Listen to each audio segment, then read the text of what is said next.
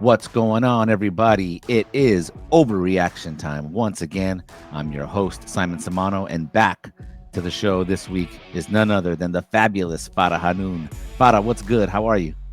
I'm doing good, thank you. How about you? I'm good. I'm excited to have you back. It's always a good time when you're on the show, right?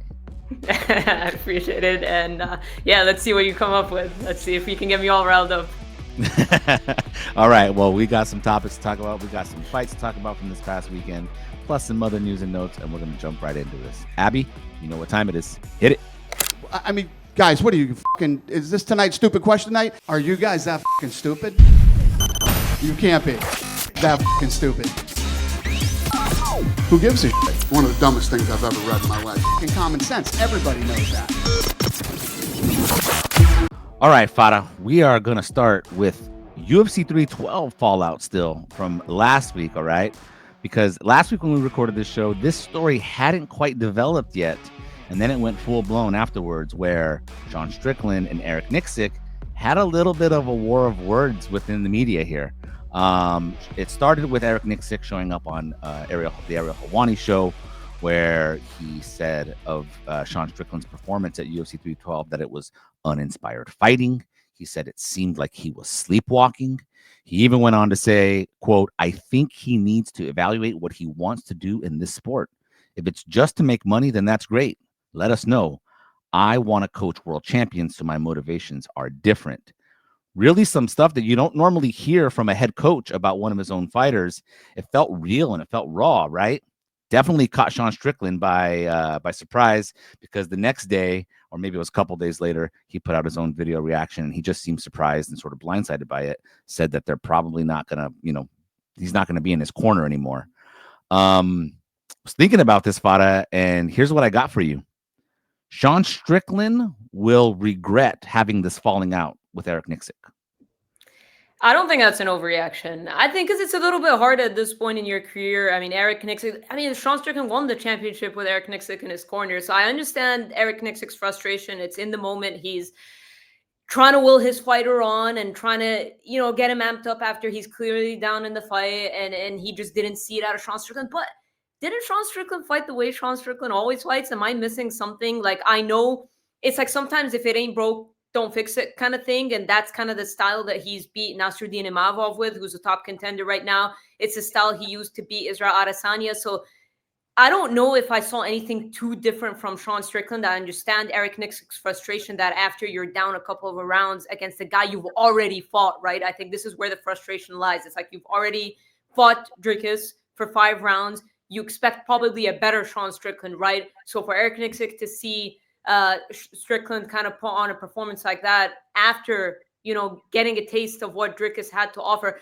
I feel like Dricus, maybe if there's one thing I can point out that was different in his performance is the kicks. He looked very good with his kicks, mixed it up very well. But outside of that, he didn't throw anything crazy at him that we hadn't seen before. So I understand where Eric Nicksick has come from. But no, I don't think it's an overreaction then that Sean Strickland would regret it, because trying to change something now at this point in your career after having a corner man like Eric Nicksick, well, not just a corner man, because this is somebody who was a very good friend of his. I know he said we're going to stay friends, but it's a little bit weird to have a fallout like that and say, all right, this guy's still going to stay a very good friend of mine, but won't be in my corner. So yeah, it's awkward. It's awkward. Exactly. So I don't think it's an overreaction, actually. And I do believe that he will regret it. Do I believe that it's necessarily going to happen? I don't know. I feel like it's a heat of the moment type of thing. I mean, you want Eric Nicksick in your corner. I mean, he's one of the best minds in the game. Absolutely. And I had said leading up to the fight, I had said, I figured Eric would put all of his heart and soul and his mind into the preparation for this fight, right? Would have studied that fight, the first fight with Dricus, repeatedly, and would have studied it and would have had adjustments for Sean to make. And you can hear that frustration in his voice, right? In between those rounds during the fight, he was definitely frustrated that Sean wasn't really doing anything different. I think part of the problem here, Farah, you tell me if I'm wrong, but maybe Eric hears Sean talk such a big game, talk like he's going to do something different. Maybe he buys into this whole, to the death talk and all that stuff. Not literally like, oh, hey, let's just, fight like crazy, but like we've got stuff in the works. He's talking like he's going to do something different. Don't you think maybe Nicksick was also thrown off by that? Perhaps. I mean, what do we see Overhype, under deliver, right? Overhype, under deliver is what it was. Yeah, and what do we hear and see from Sean Strickland in sparring, right? It almost seems like what we see and hear from him in sparring is probably him going harder than he does in the fight, right? If that makes any sense. So I understand where Nicksick is coming from. He sees his guy constantly in the gym, always down to spar, guys. I know a lot of fighters have a different perspective on sparring and trying to limit that, but Sean Strickland goes so hard in practice. He's there every day. He's helping other guys. So you see that version of him in the gym. You're talking about one of the hardest workers, right? A guy who lives at the gym. You kind of expect to see in the fight. So it kind of almost didn't translate in that regard. And I think that's where the frustration mainly lies, is the fact that we've already fought this guy before. We're supposed to make adjustments. We were supposed to have learned stuff. It was split decision, a fight Sean Strickland believed he won. For it to go the second time around that way can definitely be frustrating. Yeah. All right. I'm going to ask you one last question real fast here. Put you on the spot a little bit. Do you think Sean Strickland will fight for a UFC title again, especially if he doesn't have Eric Nicksick in his corner? No, I don't believe so. No. All right. I agree with you there. So no overreaction on that part. No. All right. Well, let's see what the future of Sean Strickland holds. But we'll wait until that nose recovers, because man, that was nasty too. So, Yeah. All right, Farah. Let's move on to the next thing I want to talk about, which is biggest star in the sport, Conor McGregor. All right, Conor McGregor at a BKFC press conference on Sunday in Italy. Well, you know, he was back to talking about fighting in BKFC, and he was doing it in a very, very strong manner. Kamikaze, go ahead and roll that footage for us. If you think I'm up here giving these speeches and leading these men into battle, and I won't step in there myself, think again. For sure, Conor McGregor will fight in bare knuckle fighting championship. Mark my words. I'd like a world title in this company. I would wish to be the bare knuckle world champion. That is a significant belt to hold in your career. You know, nobody from boxing to mixed martial arts can speak nothing bad on a bare knuckle fighting championship world champion. So for sure, I would be coming in looking for the world title. You know, there are many bouts, showcase bouts. You could say Mike Perry. You could say Jeremy Stevens. You could say a rematch against Eddie Alvarez. You could say many matches, you know, but the lightweight title, who's the champion right now? Lightweight, welterweight. Let's see. All right, there you have it. Some really strong words. Some, you know, he's vehement about the fact that he's going to fight in BKFC one day, Farah. But I'm going to hit you with this. Conor McGregor will never fight in BKFC. Who's he kidding? Never. This is a never fight. Never. He's never going to fight in BKFC. Never. I'll say it's an overreaction. All right, hit me with it. Yeah. Because if you said right now, because it's, I guess when you're with the UFC, it's kind of tricky, right, to do something else. I know Conor was the one that ended up boxing Floyd and got his way, but right now Conor hasn't fought in so long, so I don't know if he would get his way now fighting BKFC, but he will never. No, I think we see Conor in BKFC. Heck, I don't even know if we see Conor fight in, like, I don't know, contractually. I guess he's got a couple fights. Like, he's gonna have to finish off the UFC contract before he can even fight in BKFC. The reason why I'm saying never fought is because UFC is not gonna let him fight in BKFC so long as he's got those 2 fights left to fulfill. That's number one. You can forget about that. Number two, by the time that happens, at the rate we're even going, if it even happens, what is Conor going to be? 38, 39, 40 years old, and he's going to fight in BKFC? I mean, we're looking like years down the line if he fights in BKFC. I mean, who's he kidding? Listen, I mean, since when has age been a factor in MMA right now? We've got the GFL going on. I know BKFC is a little bit more gory and a little more aggressive and violent and all that stuff. But hey, Eddie Alvarez threw down. Chad Mendes threw down. How old were they when they threw down? I don't know. I'm not gonna. How can you take him serious? I can't take him seriously. How can you take anything Conor says seriously right now when it comes to fighting? Fair. But he is my part owner of BKFC, so I guess I mean he's the boss of that. So if he wants to. Well, and that's the other thing too. If he's an investor, he's a part owner in BK. I mean, that's a conflict of interest. What is it going to be? A sparring match, a wrestling match, a pro wrestling match? Like what is that going to be? What would that even look like?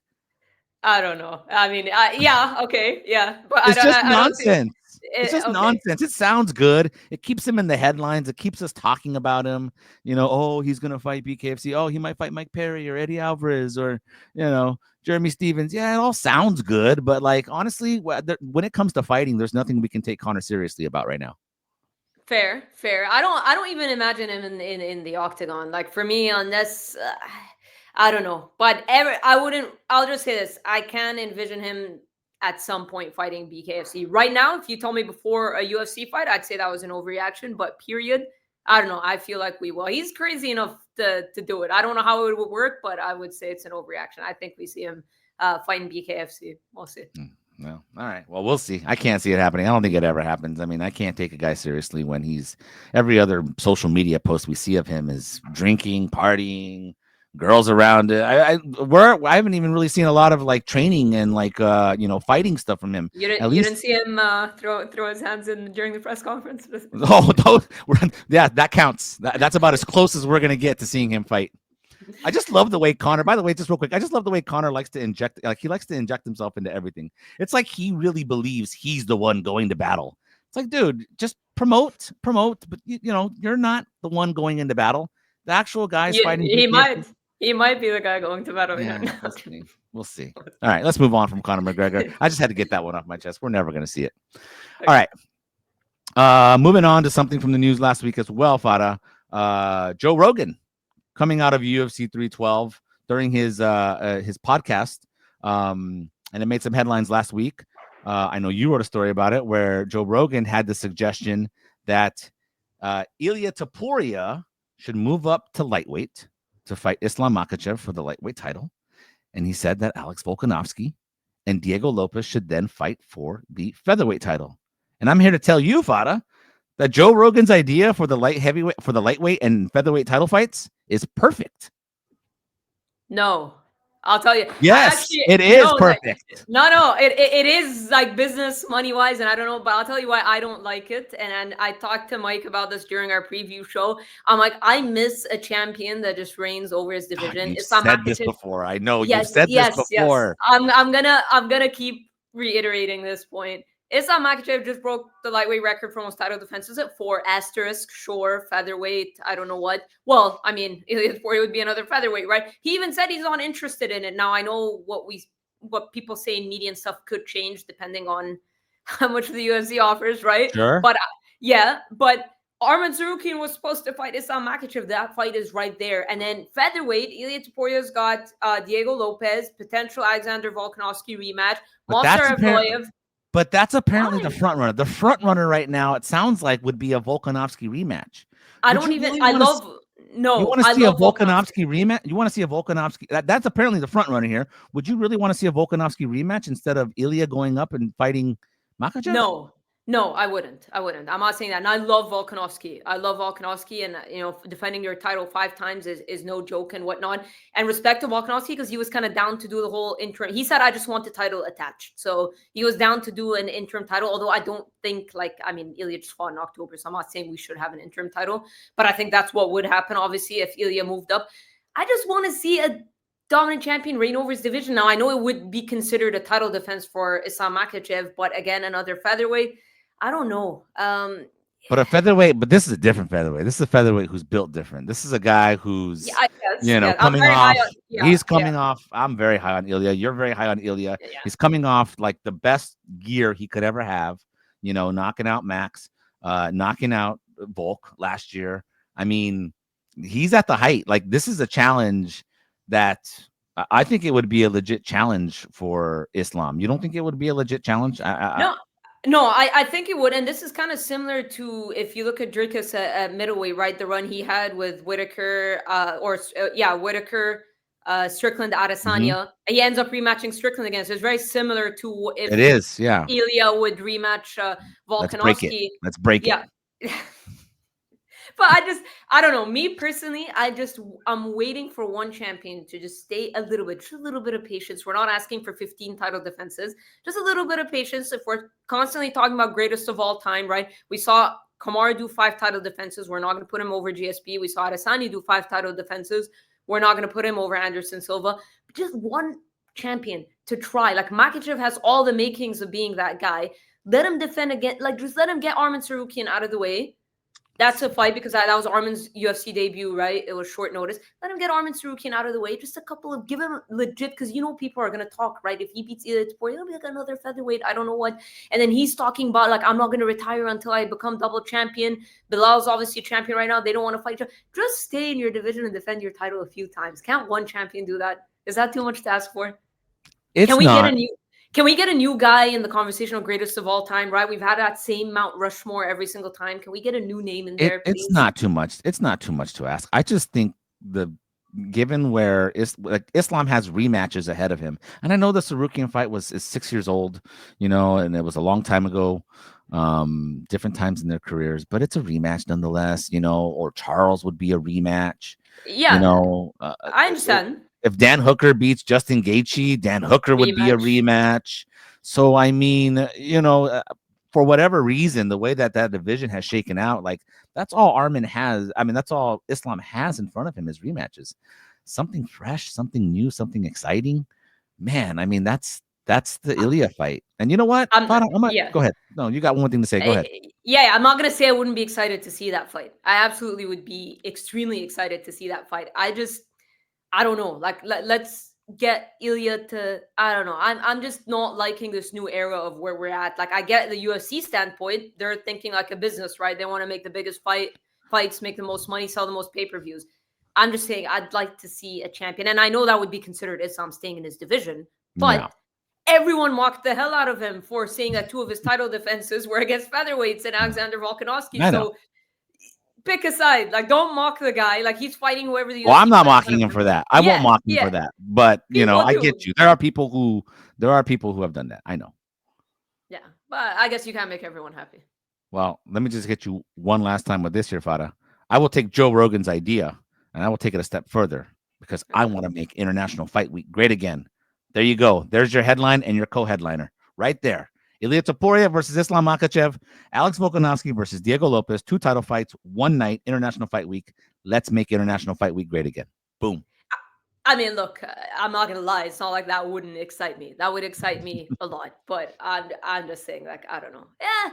Okay, maybe because if Ilia loses, if Ilia wins, he's not going back down to 45. Let's be real. No one's doing the whole 2 defending belts thing. Like, they all talk about it. So. I know Amanda Nunes kind of did it, but it's different. Featherweight doesn't really have a division, so she's not holding up anything. So she can kind of pick, and she could have picked and chose when she fought, right?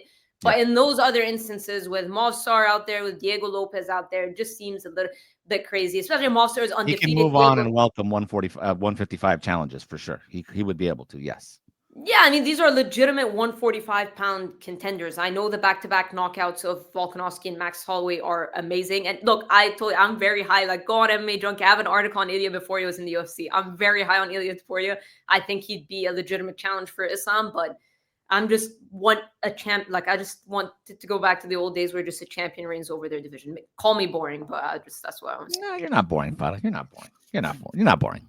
You're just traditional in that sense. There you go. Traditional in that sense. Yeah. All right. Let's go ahead and let's move on. Actually, by looking back this past weekend now let's talk about the main event from this past weekend at UFC Fight Night. Can you tell me what number it was? I never know the numbers off the top of my head, Farah. UFC Fight Night 251, I believe it was. Yes, it was. UFC Fight Night 251 between Jared Cannonier and Gregory Rodriguez. Now, man, I mean, that fight looked like it was certainly going a specific way, with Jared Cannonier getting knocked down twice in the first round. And then he just comes back and takes control in the next couple rounds before he gets the finish in round 4. Didn't see that coming, Farah. So let me just go ahead and hit you with this one here. Jared Cannonier saved his UFC career with that win over Robocop. 100%, because when you look at his losses, Imavov, Caio Borralho, his last couple, and that's kind of, we hate using that word gatekeeper, but that's kind of the direction he was going, right? He was going to springboard contenders into the kind of the upper echelon of the division, and him stopping Gregory Rodriguez kind of showed that he's still there, and it's probably going to get him a big fight now with a big name. Someone in a similar situation, maybe a Robert Whittaker rematch with him. That wouldn't be a terrible idea. But a loss to Gregory Rodriguez probably would have had him fighting kind of lesser known names, or would have helped the UFC kind of use him as that guy. And how motivated would Jared Cannonier at 40 years old want to be fighting no-name guys and continue to give them, especially that he's fought the who's who at middleweight, right? So 100% saved his career there. And the thing that made me confident in picking Jared Cannonier, I believe Rodriguez did an interview with Mike Bond, and he was talking about, like, I'm not changing my style 5 rounds or not. I'm like, mate, no, like, you can't say that. Like, you come out like a bat out of hell. It's great when you get the finishes, but you cannot be fighting like that in a 5-round fight against an experienced, durable guy like Jared Cannonier. So that's kind of when I knew, like, Jared Cannonier is my pick. Granted, it was a bit shaky in the beginning, but yeah. Yeah, no, he withstood the storm. Kind of went that, what would we compare it to? Like with oh man, why am I drawing a blank here, Farah? Where he weather the early storm, be good later on in the fights, rely on your durability, like Marab against Nurmagomedov against Umar this past, earlier in January. Something like that. But I'll say this also, just to piggyback off something you mentioned. With Cannonier, he did an interview with Mike, right? Also before the fight, talked about how this was his final chance. Like, I will give props to Cannonier for putting that added pressure on himself. Putting that added pressure on himself. This is my final chance. If I can't keep up with this next generation, it sounded like he might even be ready to retire, perhaps, if he had lost this fight. It really, really sounded, I don't want to say that's what he was saying, because it wasn't, but it was like, this is my final chance, to show that I can keep up with the next generation. And man, he showed it. Now, the thing about that, though, Farah, is this outcome, is this good for the middleweight division, or is this a bad outcome for the middleweight division? Because we want, we sort of need, like, Jared Cannonier is not going to get back into title contention. Do you think that? Not so much, but I don't think it's the worst thing in the world, because we've got an Imavov, because we've got a Caio Borralho. I would have said that if literally there was no fresh blood at middleweight and it was all the guys that had already fought for a title. But considering that at least you've got those 2 guys, and for now, I mean, Gregory Rodriguez could rebound eventually and get himself back up there. It's not the end of the world. But normally you do want to see kind of the younger talent. And I know middleweight isn't crazy stacked, but because it's not Adesanya as champion anymore, there are still guys that Dricus hasn't fought yet. So not the worst thing in the world, and I don't think it's kind of over for Robocop. He did have good moments, so I'm sure there's a lot of positives for him to take from that fight. And you can still throw a ranked contender at Gregory Rodriguez, see if he can learn from that and know how to manage his pace in a 5-round fight. But I don't think it's too bad. Yeah. All right. Well, since we're looking at rematches, just real quick, who would you have him fight? Who would you have Cannonier fight? Whitaker's ahead of him. Adesanya's ahead of him. Strickland. What makes sense to you? I like the Whitaker fight. I think that happened in October 2020. That was a 3-round fight at UFC 254. Whitaker won that fight. But obviously, Whitaker is coming off of kind of like a horrific type of injury with Hamza Chimaev, the draw. But he talked about how this was a problem he needed to fix before. So it kind of makes sense in that regard for both guys. They're both notable names, and it's a fight that both of them can get up for at this point in their career. So I think it's a good one. I like that. 5 years later, it would feel like a sort of fresh matchup because it's been so long since we've seen it. So I like that. Yeah. That's a good suggestion. All right, Farah, one last thing I want to talk about, and that's looking ahead to this weekend where we've got UFC. Oh, my goodness. Here we go again, Farah, with me and the names. This is a UFC on ESPN card, I believe, right? UFC on ESPN. 64. Is that nope? It's UFC Fight Night 252. See, I can't. UFC Fight Night 252, which is headlined by Henry Cejudo coming back against Song Yadong. All right, big fight. I think it's a bigger fight for one of these fighters more than the other. So let me go ahead and hit you with this here, Farah. Henry Cejudo, he should retire if he loses at UFC Seattle. Go back into retirement. If he can't beat Song Yadong, then he's squarely into gatekeeper mode, and I don't even know what Henry would be doing hanging around at that point. Yeah, no, I don't think it's an overreaction because I know that Henry always has kind of lofty goals. He did the double champ thing. I thought him retiring when he did in May 2020 was the worst thing he could have ever done. Never understood it. I don't know if he was trying to get bigger paydays and get the UFC to be like, no, come back. We want to give you a bigger payday or what it sounded like at the time. Yeah, that's what it sounded like at the time, but who knows? Man, he was in his prime. He was so good. The win over Dillashaw, the win over Cruz. He just looked like sky was the limit. And I know a lot of people will still put him down as a great and whatnot because the double champ thing seems to do that for people. But man, I mean, those years away clearly impacted him. And credit to him, he is fighting tough guys. Aljamain Sterling, Merab Dvalishvili, those aren't easy tasks. Obviously, we see how good Merab is. But yeah, if you can't beat Song Yadong, a guy who has some good wins, but doesn't have these crazy big wins, right? Yeah, he doesn't have the signature, the big signature dubs. He's come up short. This would be it. This would be it for him. This would be it, exactly. So he's fallen short against Corey Sandhagen. I think his most recent win is Chris Gutierrez. Yeah, if you can't beat Song Yadong, then I don't know. It wouldn't be like I know he calls himself the greatest combat sport athlete of all time. You stick around the sport too long, you start losing to kind of the bottom half of the top 15. That's when people start forgetting the good things that you've done. Yeah. So Henry seems to always have big goals. And I think he just did an interview with Home of Fight where he was saying like his goal in the beginning when he came out of retirement was to fight then champion Alexander Volkanovski to go for the 3 title thing. But then obviously coming back, things didn't work out for him after losing back-to-back. So yeah, he's obviously has these really, really big goals. And if you can't beat Song Yadong, yeah, I wouldn't think it's the worst thing in the world for him to retire. Listen, he's 38 years old. He fights in a lower division where speed, is everything.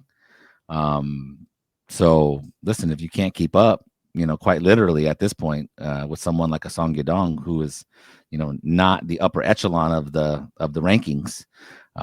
He's right behind him. They're right middle of the pack. So, I mean, you've got to win this fight. It's crazy. Like as you're naming off the Henry's resume, he doesn't have a victory against anybody who's currently in the UFC. Dominic Cruz, Marlon Moraes, TJ Dillashaw, Demetrius Johnson, Sergio Pettis, Wilson Heiss. Like he hasn't beaten anybody. That's a bad sign when you haven't beaten anybody on the current roster in a long, long time. We got issues, and that's, if you can't get this one, I think it's time to hang it up. I think it was tough for him in the Aljamain and Merab fights to get out grappled. It's not something that he's familiar with. He's obviously known as Olympic gold medalist wrestler and whatnot. So getting out grappled against those guys, the way he was picked up by Merab and stuff. I think those were a little bit, they kind of hurt your ego a little bit because although Henry can strike, he's a very good striker. And obviously he's done, he knocked out Cruz and he knocked out TJ Dillashaw, didn't resort to his wrestling there. But I think sometimes when he kind of tries to rely on certain strengths and they're not there, then I think if he doesn't go out there and have a dominant performance even against Song Yadong, he needs to be dominant. Wow. Needs to be dominant because if you're just gonna skate by Song Yadong, who's a tough dude, don't get me wrong, guy can crack, like he's a great fighter and can go the latter rounds as well. This being a 5-round fight. Yeah, I don't know if you're talking about titles and you want to be right up there. Because, how would you even sell a rematch with Merab, right? The hope would be that Merab doesn't stick around as champion. But there are still big fights for him.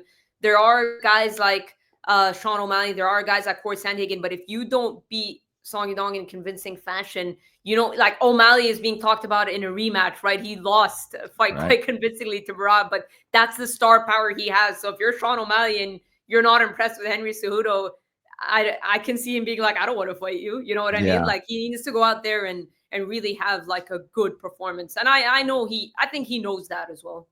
Well, we'll see what kind of Henry we get on Saturday. I'm curious to find out.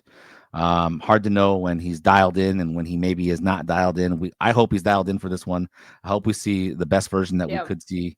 And let's see what result we get, but I think it's going to be time for Triple C to move on again back into retirement if he can't get the job done on Saturday night. So, all right, Farah. Well, the time for overreacting has come to an end. Thank you for being on the show. I really appreciate you. Thank you for having me. Yeah, it wasn't so bad this time, and we were, we didn't go too back and forth. No, it was good for the most part. Just although I'm sure I'm gonna get attacked a lot in the comment section about the double champ thing because Ilia and Islam is a great fight. It's very exciting, but I don't know, like this madness has to stop in my opinion. I want I want someone else in the discussion of greatest of all time. I want it to stop being Jones, GSP, Anderson Silva, Demetrius Johnson, and then the number 5 is always like either Habib or Jose Aldo or I don't. Let's get a new name in there, right? I'm with you. I got Let's get you. someone I to got get you. 6, 7, 8, not like title defense. Let's get somewhere there. I got you. Well, we can do that after we make International Fight Week great again. Yep. All right. All right, guys.